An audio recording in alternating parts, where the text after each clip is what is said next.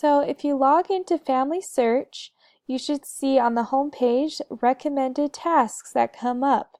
It's really exciting when you see one of these green temples because that means that there are ordinances that you can take to the temple today. So I'm going to click on his name to see more information. So this will bring up his home page for this person. Okay, so once this page comes up, there we go. You'll see 3 tabs. Under here, again, green temple means he has ordinances. So we'll click under the ordinances tab for this person. It's nice because you can request specific ordinances or you can request all of them.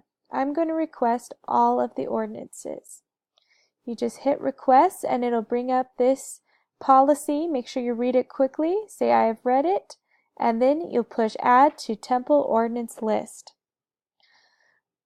Perfect. Once you've done that, it'll show up under temple.